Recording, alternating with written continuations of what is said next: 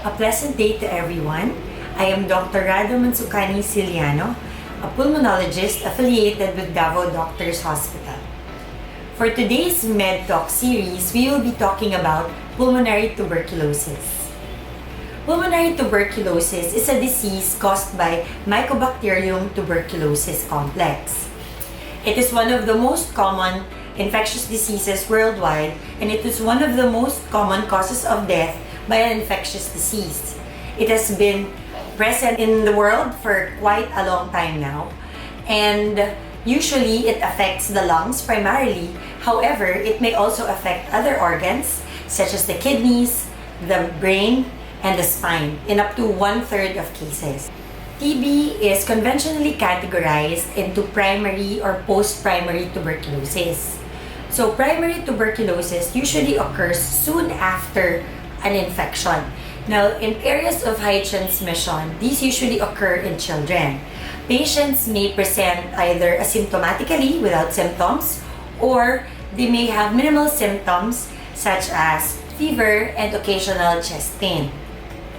If you have a good immune system, usually these lesions in the lungs will just heal on their own. However, for patients who have a weak immune system, then this disease can actually spread throughout the body, through the lymphatics, or through the bloodstream.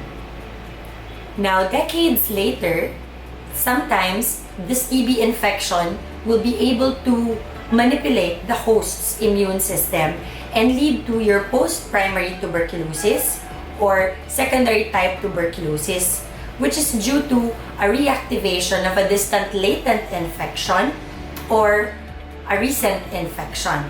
This is also known as adult type tuberculosis. Now, these usually affects the upper lung zones in the lung apices, and if you have a good immunity, sometimes you're able to overcome this disease. However, if not, then they will present with the usual tuberculosis symptoms. So, what are the symptoms of tuberculosis? The most common symptom is cough, usually lasting for at least 2 weeks. Other symptoms include unintentional weight loss or anorexia, meaning lack of appetite. Patients may also present with fever. Some may have chest pain or back pain. Some may also present with some bloody sputum or phlegm. And usually they may also have some chills or some weight loss. If a patient has the following cardinal symptoms of pulmonary tuberculosis, such as cough, unexplained weight loss, fever, or night sweats for about 2 weeks, then he or she is labeled as presumptive TB. For patients who also have X-ray findings suggestive of pulmonary tuberculosis, they are also categorized as presumptive TB. Now, these patients should have a rapid diagnostic test done, and that is what we usually call the sputum gene expert or the expert MTB-RIF. If this is not available, then a direct sputum smear microscopy should be done or a TB lamp test. If the patient tests positive for any of these tests, then he is now categorized as a bacterially diagnosed tuberculosis and should undergo treatment.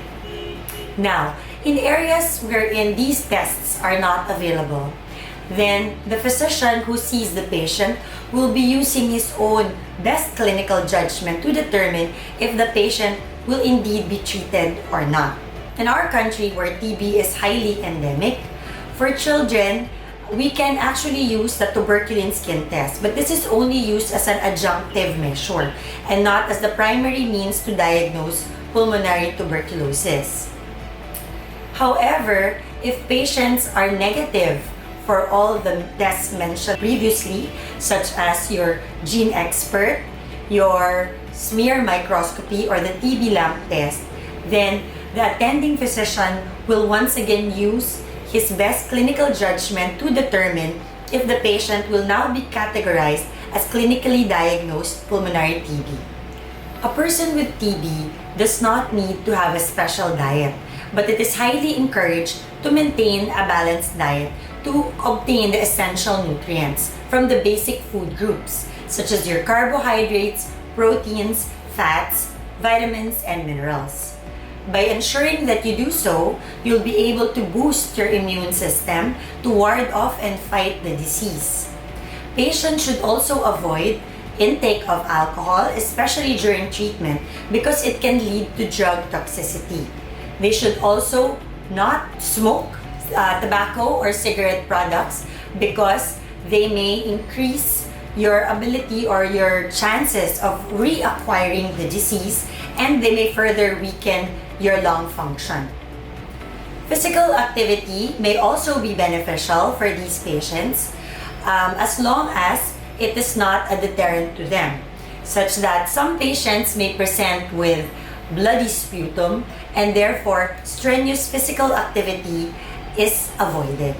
Tuberculosis is a curable and preventable disease. Therefore, once you are diagnosed with TB, it is important to take the prescribed medications completely and accurately so that you will avoid producing drug-resistant strains. Treatment with tuberculosis usually lasts for about 6 months. However, in certain instances, the duration of treatment may be extended. Patients with mild tuberculosis usually recover from the disease without any sequelae.